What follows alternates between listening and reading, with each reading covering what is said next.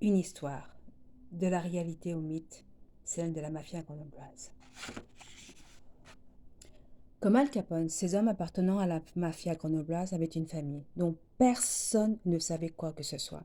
Les Incorruptibles de Brian De Palma, film sorti en 1987, permettant de s'en faire une idée. À Grenoble, le juge Paul Wishbuck, une sorte d'Eliot Ness, juge d'instruction, a lutté courageusement contre le milieu du banditisme grenoblois et dénoncé la prostitution en 1978. Ce juge a mis 6 ans pour arrêter et mettre sous les verrous 140 proxénètes. Et pour la première fois en France, les filles, donc les prostituées de Grenoble, ont été partie civile. Il a résisté à la pression et grâce à lui, ces femmes ont pu témoigner de la prostitution à la chaîne, des maltraitances, etc., etc. Et il est venu au bout de son enquête. À la fin de la procédure, ce même juge a dit: dans la magistrature, soit vous faites votre carrière, soit vous faites votre métier. Et dans ce cas, vous avez des ennuis.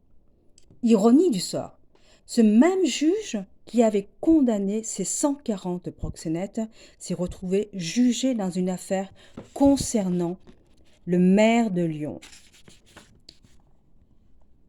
l'affaire Noir-Bouton, dont les documents disparus et des investigations envers Patrick Poivre d'Arvor, journaliste et présentateur vedette du journal de TF1, qu'il aurait tenté d'empêcher. Tonton Ali pratiquait le racket, de même que les Romero.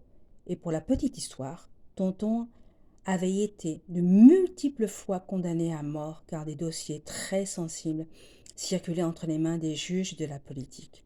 Les 3 frères Maldera, les frères Picaretta, s'enfuyaient, s'évadaient de prison ou faisaient sortir l'un d'entre eux.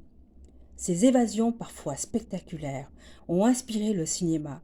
Évasion par hélico, hommes cachés dans les sacs de linge sale ou tout simplement des aides et des complices à l'intérieur même de sa prison.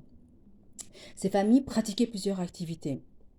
Le proxénétisme tenu par les familles Maldera, Picaretta, Milesi, Zaccaria. Les gens du voyage, et oui, il ne faut pas les oublier aussi. Le racket tenu par Tonton Ali et les frères Romero. L'extorsion de fonds, les jeux clandestins. Au fil de nombreux articles, un mot est toujours présent, la mafia. Rien ne pouvait arrêter ces hommes d'honneur. Combien de fois mon oncle a été condamné à mort? Combien de fois il a été relâché? Car des dossiers sensibles exigeaient la soutenance de ces juges et des magistrats et des politiques de cette époque. Et oui, il fallait se taire, hein. Mais il fallait aussi être, comment dirais-je, ne pas être trop dans le noir, trop dans le blanc, mais savoir les utiliser, car tous étaient corrompus. Voilà pourquoi. À cette époque, mon oncle Ali Gougache, n'était pas un simple représentant de la mafia. Son statut à part lui permettait de s'en faire et surtout d'échapper à des peines de prison, alors que d'autres devaient purger leurs peines de prison pouvant aller jusqu'à 25 ans, voire même la perpète.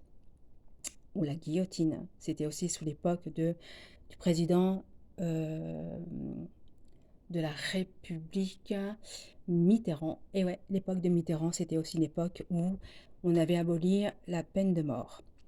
De la réalité au mythe, comment ces noms de famille sont devenus des légendes. Le Festival de Cannes de 1919 m'a donné l'impulsion pour me remettre à l'ouvrage et poursuivre mon projet. Retracer l'histoire de la mafia grenobloise. Le 1er mai 2019, le grand cinéaste Quentin Tarantino est venu faire sa promotion de son livre et de son film Once Upon a Time in Hollywood, ce qui m'a tout de suite interpellé. Il nous propose un retour aux années 1978.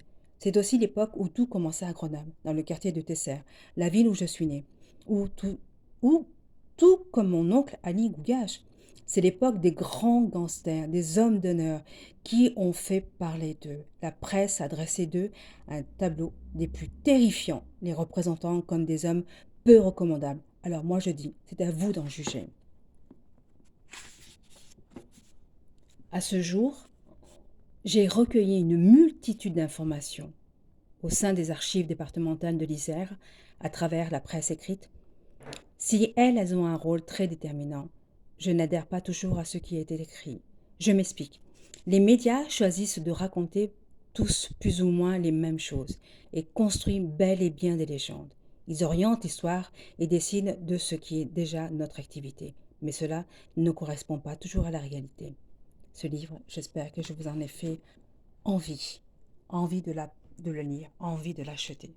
C'est l'histoire réelle, une histoire vraie.